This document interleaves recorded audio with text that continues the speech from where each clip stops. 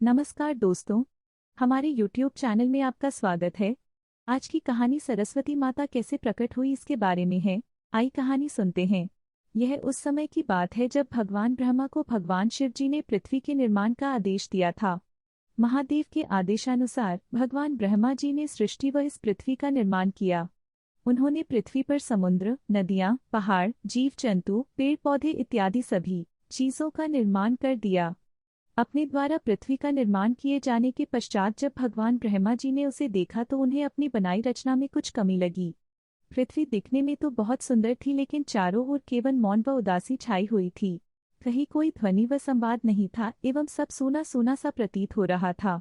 कहने का तात्पर्य यह हुआ कि पृथ्वी में कहीं भी कोई ध्वनि या संगीत नहीं था, जिस कारण पक्षियों के चहचहाने, नदियों के बहने, हवा की सरसराहट इत्यादि कुछ भी सुनाई नहीं पड़ रहा था। यह देखकर भगवान ब्रह्मा जी अपनी रचना पर अत्यंत दुखी हो गए और इसका उपाय निकालने भगवान विष्णु के पास गए। दुखी मन से भगवान ब्रह्मा जी विष्णु लोक पहुंचे और उनके सामने अपनी समस्या रखी।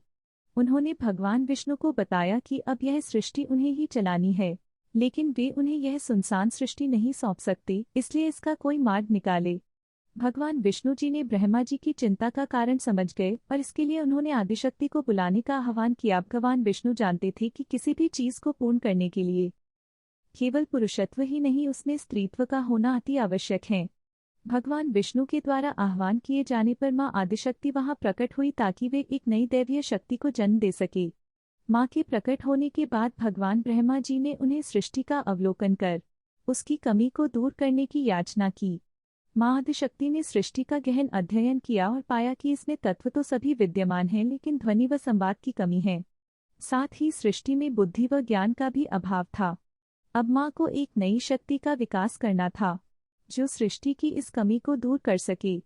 सृष्टि की कमी को दूर करने के लिए मां दुर्गा के शरीर से एक तेज उत्पन्न हुआ व उसमें से श्वेत वस्त्रों में 4 हाथों वाली एक दिव्य नारी प्रकट हुई।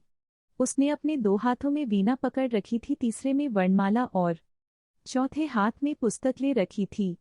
उस नारी का नाम सरस्वती रखा गया। मां सरस्वती ने प्रकट होते ही अपनी वीणा से मधुर संगीत बजाया। वीणा का संगीत बजते ही विश्व के समस्त प्राणियों में वाणी का विकास हुआ। वायु में सरसराहट होने लगी। पूरा विश्व मानो चहक सा उठा। पूरी पृथ्वी में विभिन्न प्रकार की ध्वनियां गुंजायमान हो उठी, जिस कारण हर किसी में एक नया उत्साह व उमंग का संचार हुआ। इसी के साथ उन्होंने विश्व के सभी प्राणियों व जीव जंतुओं की प्रजातियों में उनकी क्षमता के अनुसार विद्या का विकास किया। मां सरस्वती के प्रभाव के कारण ही हर जीव के अंदर विभिन्न कार्यों को करने की दक्षता थी व सभी में उसी अनुसार अलग अलग कौशल विकसित हुआ।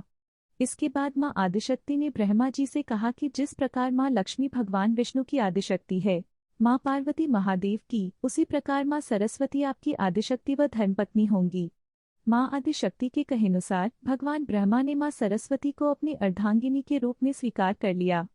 इस कारण हम सभी मां सरस्वती को विद्या, बुद्धि, वीणा व संगीत की देवी मानकर उनकी पूजा करते हैं। हर गुरुकुल व विद्यालय में विद्यार्थी मां सरस्वती की आराधना मुख्य तौर पर करता है। संगीतकार भी मां सरस्वती को अपनी आराध्य देवी मानते हैं।